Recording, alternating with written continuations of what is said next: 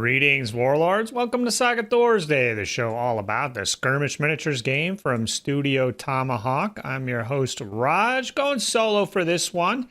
And this will be a video that I've wanted to make for some time now, but it's going to be my suggested starting warbands in Age of Vikings. So this is a super common thing you see popping up over and over again in the Discord. So I'm going to rub my brain cells together and give you my suggested starting warband for each faction in Age of Vikings. So this should be pretty fun. A couple things we got to sort out up front. So there might be people watching this who haven't played Saga yet or are kind of looking into it, but warbands for the historical setting are typically 6 points, so these will all be 6-point warbands. If you are just getting started in Saga, you can definitely play games with 4-point warbands. If you're doing that, I'd recommend having the Warlord generate 2 Saga dice instead of 1, so you got more Saga dice to play with. And then definitely if one side becomes clear after a turn or two, one side's going to win. Just re-rack it and play it again with the additional knowledge. Somebody has learned something in that game if they're already losing substantially after a turn or two. So the smaller point games can be kind of swingy. So I do recommend getting up to 6 points as soon as you can. So each point of troops gets you 4 Hearthguard, 8 Warriors, or 12 Levies. So there's pros and cons to each of these. Generally, the Hearthguard are easier to activate. They'll always be able to fight, but they are few in number. But they do provide some protection for the Warlord as well. So if they're nearby, the Warlord can't be punked by an attack necessarily because you can shunt the hits over to the Hearthguard if you need to. So that's their main advantage. Warriors, typical troops, sword and board, the foundation of many a war band. And they are your kind of bread and butter. Levies. So levies, you get the most troops for. They're generally equipped with missile weapons, but not always. And they're the hardest to activate. So you need a battle board that kind of works with the levies in order to kind of get them going. The standard activation is an uncommon die. So you need, different boards. You can activate 3 units with a common or something for certain warband. So that would be a reason you might take levies. So I think probably just listening to me talk about these different warbands, you'll have a better understanding of when you might choose one over the other. And a couple other things. I'm going to talk about half points in the game of Saga. So a full point gets you 4 Hearthguard, 8 Warriors, 12 Levy. Half point essentially is a half of that. So it would get you 2 Hearthguard, 4 Warriors, or 6 Levy. And they don't call it half points though. You can see here, this customized warband recruitment. You're actually swapping between 2 units technically. But everybody just kind of says half points when they're discussing this kind of thing. So you can have 1.5 Hearthguard points and 3.5 warrior points and 1 point of levy, for example. And that should hopefully be clear in these. I'm going to post the lists as I go. So it should be pretty clear what's going on, but just note, people say half points even if it's not written down with quite that language. It's this kind of swapping language is what's officially written in the book. On equipment, and unit sizes. Okay, so you buy your points of troops, but you can assemble them however you want. And there's some rules on that. Units have to be between 4 and 12.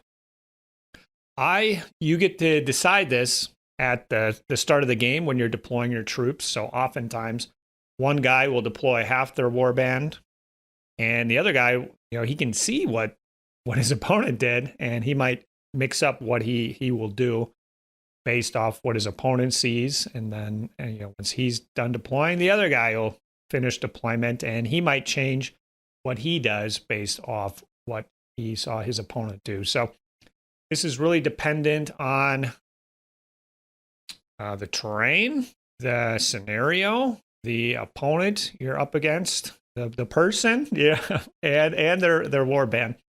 So you'll kind of learn that as you go with Saga when you want to switch things up. But I'm going to be specifying the specific units that you guys should take to start with. Just where do I start? Start here. And the same thing with equipment. You can sometimes warbands can swap. You can take warriors with bows, warriors on a horse, or warriors on foot. So I'm going to indicate which one you should take. And again, this is meant to be a starting point. So I don't know where to start. Start here. Start with this. Give it a shot. Depending on the opponent, scenario, terrain, yeah, maybe it's not a great idea, but this will give you a starting point. And just a note on equipment here and kind of how things are specified. So troops are considered to have no special equipment unless they are indicated to have something else. So if you see a warlord, he has nothing special about him. Right? If I indicate mounted warlord, that means he's mounted on a horse. So units with no special equipment can close ranks, which make you more defensive in melee, and makes it harder for people to move those units, which can be good for objective scenarios. So it's a pretty big benefit to being able to close ranks. So equipment, the cost is the same. So you can take 4 mounted warriors, cost the same as 4 warriors on foot. So it's just about trade-offs. Same thing with bows or javelins. You can have 4 warriors with javelins, cost the same as 4 warriors without javelins. So I'll just clarify that. So it's all about trade-offs, and being mounted, going fast is pretty good generally, but closing ranks, getting the defense bone, and for objectives, not being able to be moved is quite important sometimes. So it's really pros and cons to what we got going on here. So a couple other things before we get started. So these are meant to be, a decent place to start. That kind of maybe lean into the beginner play style a little bit, which is generally, if you're a beginner, you're oftentimes just landing one giant blow, using all your Saga dice for a mega attack. So I think that strategy will work with these warbands. I think one thing to keep in mind as you're playing Saga is you need to kind of get out of that mindset if you want to increase your skill as a Saga player. Sometimes loading everything into a hammer blow is the way to go. Frequently, it is not the correct way to go about the game. So I kind of kept that in mind with these. I am going to speak pretty authoritatively here because I don't think it's going to be helpful for a beginner for me to say, well, I said take the berserkers here, but you could leave them at home if you don't want to, or whatever. Obviously, whatever I say, you can change it. There's pros and cons to everything. So I don't think the beginners will have a context on, any kind of waffly language like that. They're not going to understand why you would swap something out to begin with. So I'm just going to say this is what I'm recommending, and people can definitely post in the comments. There's different play styles within a warband. Sometimes a warband just kind of has close to one way of doing it with some wiggle room around the edges, but other warbands, you can actually do things quite differently if they have a lot of equipment options. Go Hearthguard heavy, or shooting heavy, or mounted heavy, or go all foot. So I'm going to present what I think is a good place to start, which I think should be pretty helpful. I'm not going to get into mercenaries, or in Age of Vikings, you can take a war banner. I don't think that's a good place for a beginner to start their game of Saga. And lastly, well, two things. So hopefully, as I talk about these warbands, I'll talk a little bit about the abilities and kind of why I chose this as the starting warband. So hopefully that'll give you guys an idea on what I'm thinking about when I'm building a warband. So I would like to get to all the other ages at some point, but probably won't be anytime soon. But that'll hopefully give you some ideas of when you're looking at warbands from other ages, you know, what would lead you towards taking Hearthguard or Warriors or Levy. And the last thing I just want to mention is with shooting units. So every 2 warriors will generate 1 shooting die, and it's the same thing with Levy. But in Saga, you always round up. So 6 warriors, every 2 is going to generate 3 shooting dice. 7 warriors, you round up, so it's 3.5, but you round that up to 4. So 7 warriors shoot with 4 dice, and 8 warriors shoot with 4 dice as well. And so if you have a bunch of shooting units, kind of having 5 units with even numbers, if you're shooting, they won't quite shoot as much as 5 units with odd numbers. So I was kind of wondering, should I get into this or not? But it really, some of the warbands, it just makes sense, and you're really not going to lose out on anything. And so it's kind of a corner case. You know, once you start losing models and stuff, you're not, you know, it doesn't really matter. But sometimes you got units that kind of hang back, so they're probably going to be maintaining that specific unit size throughout the game. So you can see for a couple warbands, I ended up going into that. So, and just the way the numbers worked out, it made sense to do that. So I did lean into that. It's kind of more of an advanced thing, but all right. Well, let's jump into it. We are going to see if I kept this thing up. Yeah, okay. I thought we were going to start with the Yams Vikings, and do need a little player aid here, since I do want to talk about the battle board a little bit. So the Yams Vikings. So this is a pretty decent warband to start with. It's a little more complicated. If you're having trouble with Vikings, I would jump over the Yams Vikings and see how it goes. They're a little easier to play, I would actually say. Get the battle board up. Jump into this. Okay. So I went with a unit of 6 Hearthguard for these guys, 3 units of 8 warriors, and 2 units of 6 warriors with heavy weapons.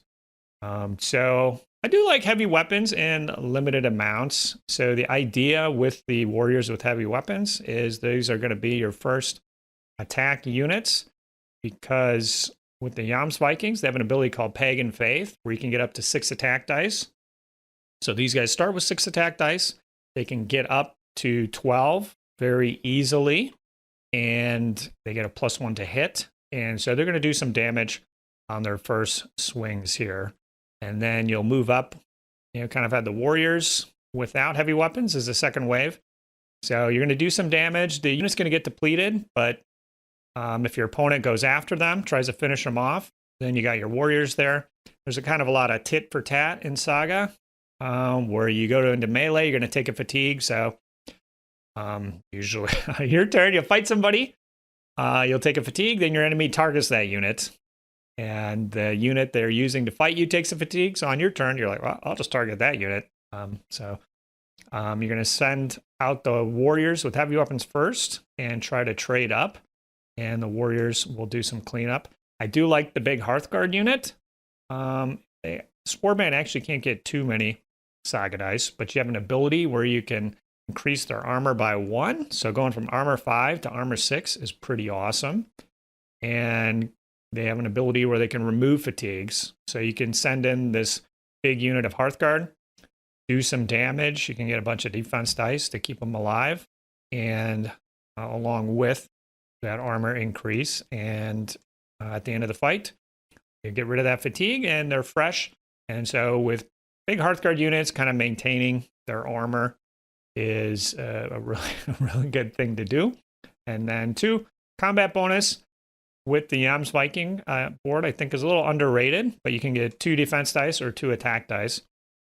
So saving a couple defense dice up there to use with the Hearthguard is a good idea. They've got armor 5, so the fewer hits you take, the more useful those defense dice are going to be.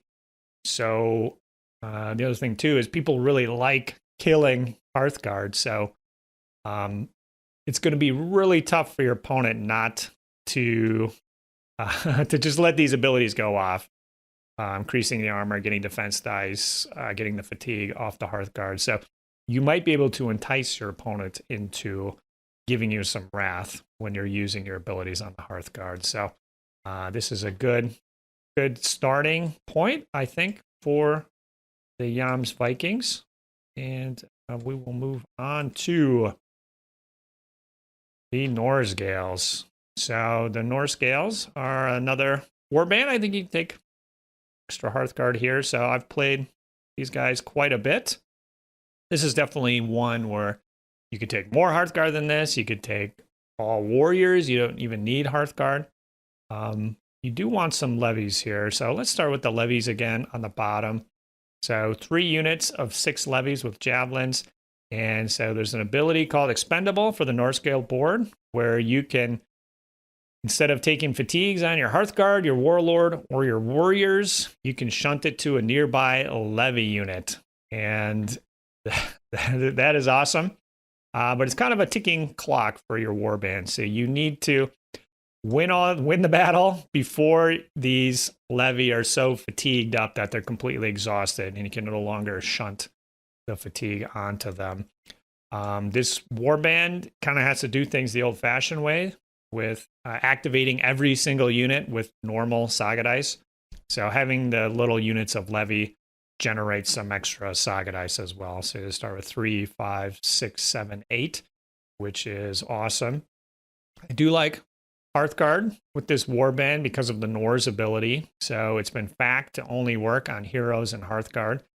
You can easily get your Hearthguard up to armor 6. And just like with the Hearthguard and the Age of Vikings, armor 6 Hearthguard is pretty good Hearthguard. And you can generate auto hits as well. And depending on the opponent, these Hearthguard can be pretty difficult to root out because there's an ability called Determination. And if you win a melee, then your opponent can't charge you. So if they have no shooting at all, which maybe a third to a half of the time, there won't be any shooting or much. You could send in your Hearthguard, beat the tar out of them. Your armor 6, so they don't really do anything to you, but they always sneak one through, no matter what your armor is, I've found. But you can use Determination, and that'll keep a Hearthguard alive. And the heavy weapon Hearthguard, those are the strike force. They'll go in first. And with the Norse ability, it's super easy to get them up to armor 6 with a boatload of attack dice. And the warrior units with javelins, these are more for melee, just going in. I would say you can move up and you can shoot, but something even better is charging in. Use Howling Axes and Spill Blood, get a bunch of attack dice. And Spill Blood will give you a bunch of combat bonus dice for after the melee. So you can go in, do a bunch of stuff. You'll get 5 or 6 or a bajillion combat bonus dice. And then you can use the Gale's ability, which will give you a huge shooting after the melee as well. So it's just about timing. I mean, you could do it before you generate the attack, the combat bonus dice in a certain way. But so for me, the Norse Gales are charged first and not really a big shooting war band. But the levies, they're hanging out there with their javelins. Your opponent's going to be in a pickle here because you're going to have the warriors and Hearthguard up front, and the levies will be behind. Do they bypass, try to go after the levies, stop you from generating Saga dice, and start putting fatigues on them? It's pretty tough. If they do that, they're not going to generally wipe out the levies. Maybe they will. So just one levy you can slough as many fatigues, the same amount of fatigues on one levy as 6. And then the opponent is going to be in javelin range of those levies. So they'll start taking flanks, and then you'll be able to counterattack. So that's kind of how I would start with the Norsgales. Moving on to the Pagan Rus. So this one might be the one with the most Hearthguard here, but 2.5 points of Hearthguard and 3.5 points of Warriors. No levy here. Now, this is one warband where they have to activate all their units just using Saga dice. There's no abilities that let them move. So generally, you're never. I have trouble with this warband, but this little 4-pack of Warriors I'm okay with, because the warband definitely needs Saga dice to do all their fun stuff. So they kind of just hang back, and frequently you're not going to get your whole warband into the fight. I've found with the Pagan Rus. It kind of depends on where the fight is, but you're going to be using a lot of your dice for abilities, not necessarily activating. And I'm okay with that Saga dice generator back there. But the warband is quite good with Hearthguard. There are different ways to keep them alive. The Biting Cold ability stops the opponent from activating. Blizzard means you can surround a unit and make it tough for an opponent to get to them. You have the Long Winter, reducing charges and shots from long to medium. So there's a lot of ways to keep Hearthguard alive. And I do like the White Wolves ability a lot better on the Hearthguard. I think I don't know, I've almost stopped using it on the Warriors. I would rather try to use Kagan with the Warriors. I mean, going to Armor 3 is kind of, I just feel like it's basically a wash. So I do like the White Wolves. It's kind of the signature ability, but on the Hearthguard. And I do like the 4-pack of Hearthguard. You can max out your 16 attack dice fairly easily between these abilities, depending on the state of the board. But you can even, it's just not the 6 Hearthguard. You can get close to maxing those guys out as 2. And the Pagan Rus get a boatload of attack dice and a boatload of defense dice. So I think either one of those units is going to be a happy little unit for you. But I do think Pagan Rus can get away with just 4-man Hearthguard units. But let's just make it a 6. Like I said, you're not going to be able to get all your units in the fight necessarily. So just making sure the ones that get there are quality is a good way to run them. Anglo-Saxon. So definitely a few different ways to run these guys. I think just for painting purposes, I would recommend starting here. So these guys have an ability where they can turn levy into warriors, but even if you don't get that rare, you have easy ways to activate the levy. That's kind of more important, actually, that warrior's ability. And other ways to gain attack dice and defense dice and wear your opponent down. So I recommend 1 unit of shooters. And remember, they do turn into warriors like the rest, so you can push them into melee. If you're at Balls of Steel or a plan, 3 units of 12 levies just to get out there and wear down the opponent.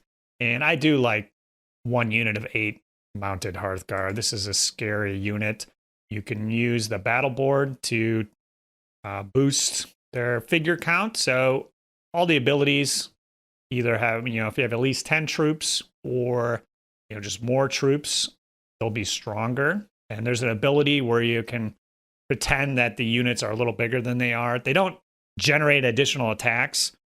So the Hearthguard unit here, if you use that Valiant Hearts ability, counts as a 12-man unit.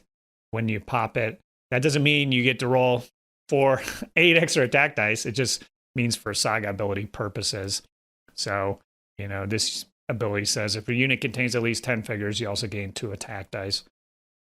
So it would trigger on this 8-man unit if you pop the Valiant Hearts ability first. And there's a cool Brett Walda ability on the Warlord. So you can definitely throw the Warlord in, move up the Hearthguard behind.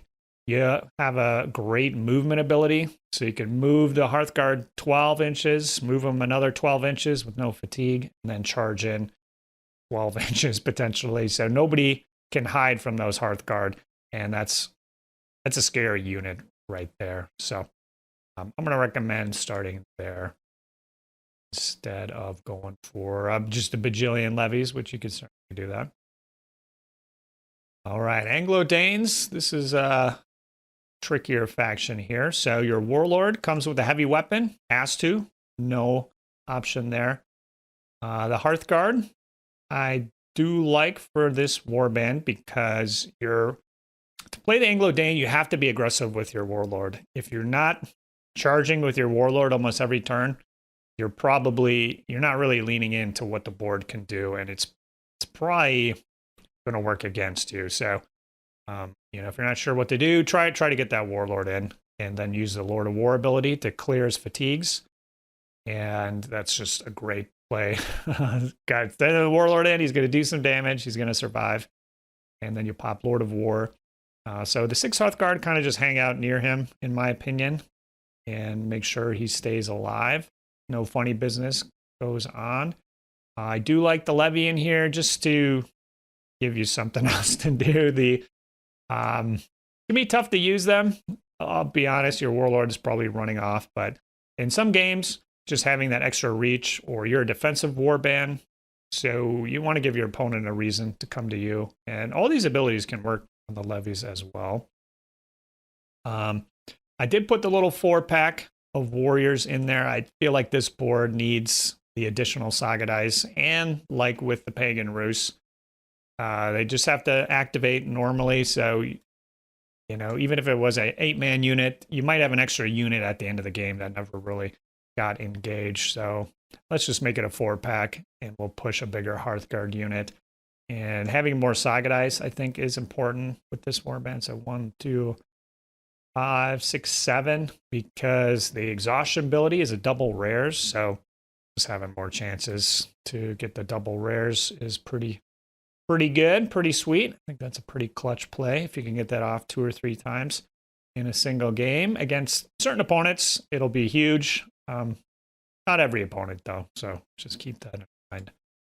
So moving on to the Normans here. So Normans are an interesting board for sure. And I, again, went for 6-man Hearthguard. Once I got to the end here, I found I recommended that frequently. The reason I do 6-man Hearthguard units is I always like a 4-man Hearthguard unit for keeping the Warlord alive. So it's just a small little investment to another half point to really make him a scary charge threat with the 12 attacks. So with the Normans mounted Hearthguard, I think with their reaction abilities, they're just pretty easy to keep alive. They have an impact ability that gives you rerolls, so having more attack dice for that is handy. And keeping a mounted Warlord alive can be a challenge sometimes because they can't close ranks. They're weak against shooting. So sometimes your opponents can punk them. So having more Hearthguard or at least one Hearthguard unit around can be helpful. You got to take a Levy Bow unit with the Normans. It shoots twice as far as everybody else, so that's a no-brainer. And then the rest, I split into 2 units of 9 and 2 units of 5. So the little 5-packs are going to be your first strike. Kind of try to do disproportionate damage because there's one ability called Charge that you'll definitely get off every turn, and because you can use any die for it. But so those little packs of warriors, they'll come in with 5 attacks. You can use the ability to gain 2 attack dice, and then you can gain an extra attack dice if you suffer an extra fatigue at the melee. So you can easily go from 5 to 10, and you can kind of combo that with if you do get a whole bunch of rares, you could combo that with Pursuit or Charge with a rare. So you could even come in with a little 5-man unit generating up to 15 attack dice, which could be pretty sweet there. So try to do disproportionate damage with those small units. So just 1 on turn 2, and then maybe keep the other 5-man back. You can send it in on turn 3, or just kind of keep an eye on how the battle's going. But on those first turns, you generally have a lot of Saga dice, so you can spend the Saga dice souping up those little units for a super combat. So that is where I recommend starting with the Normans.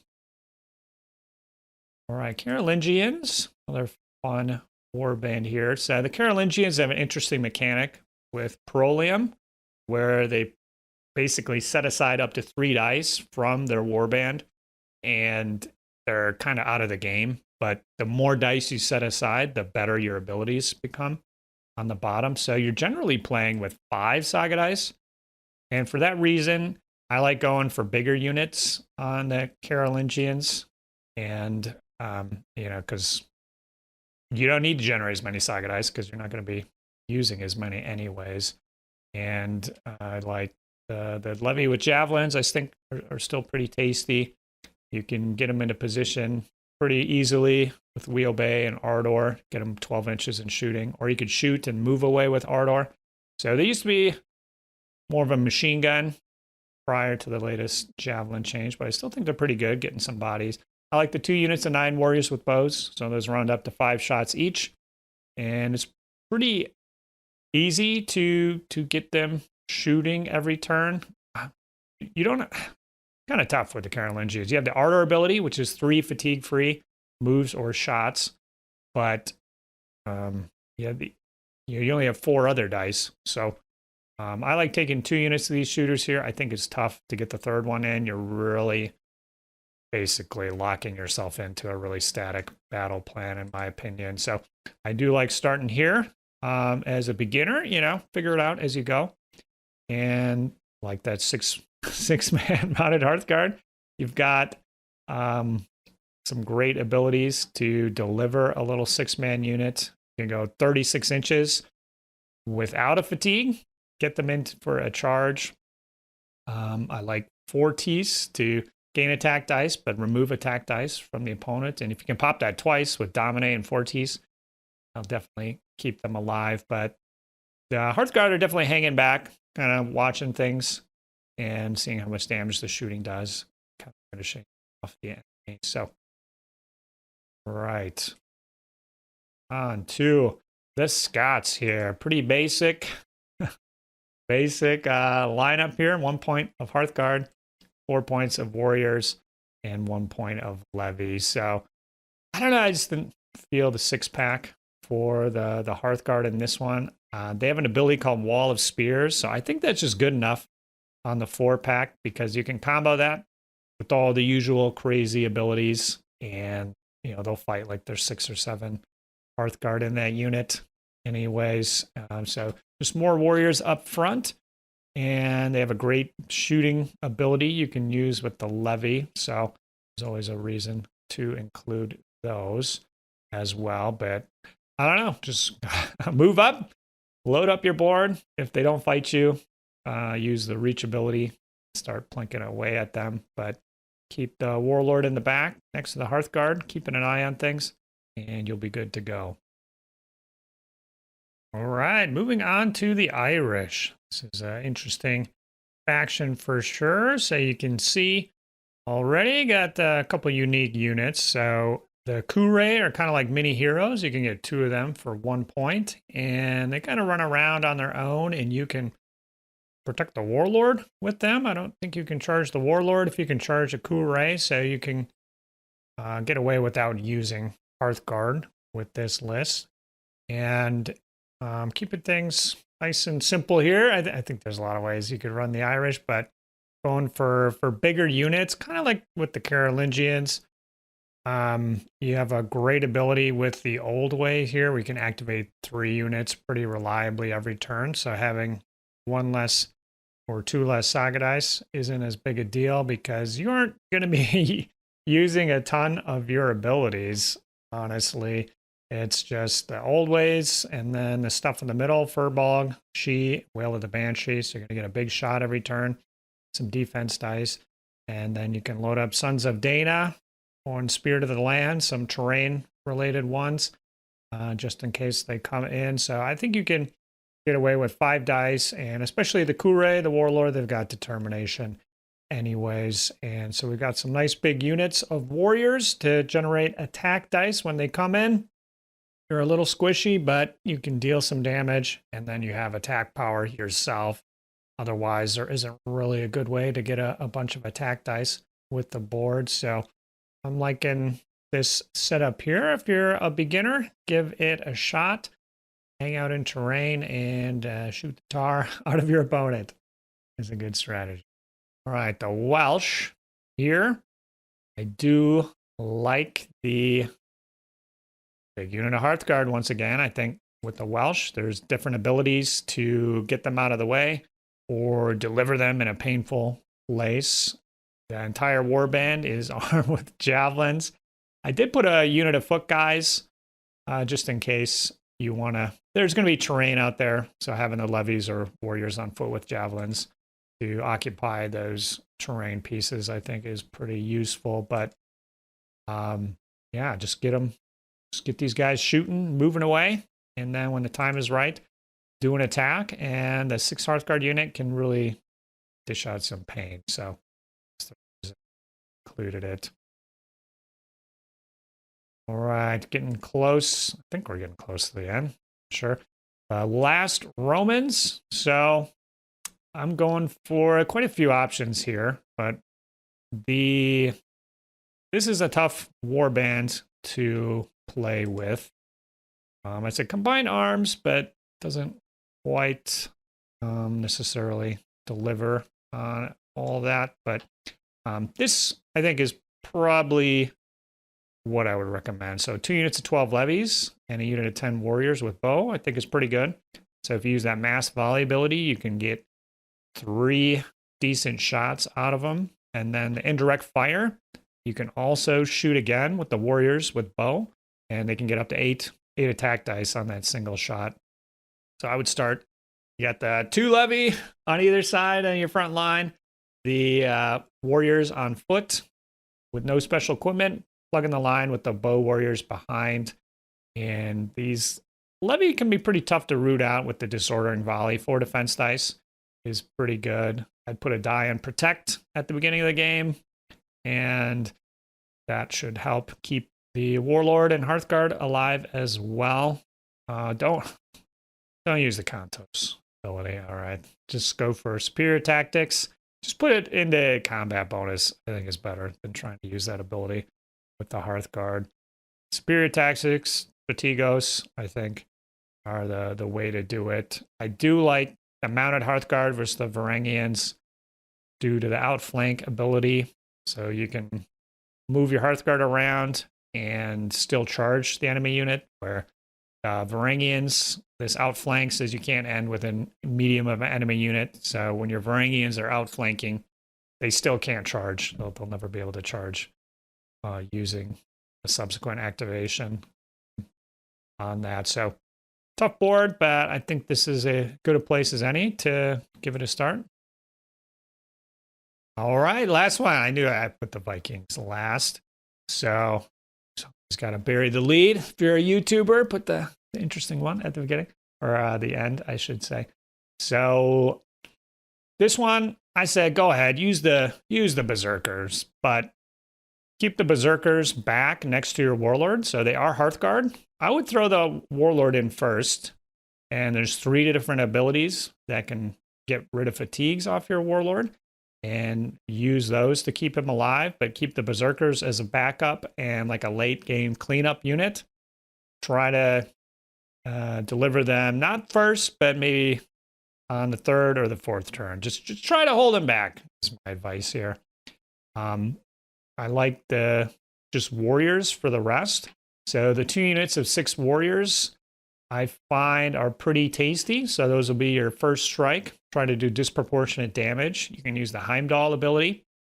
Don't use Valhalla unless you have no option. Use Heimdall first.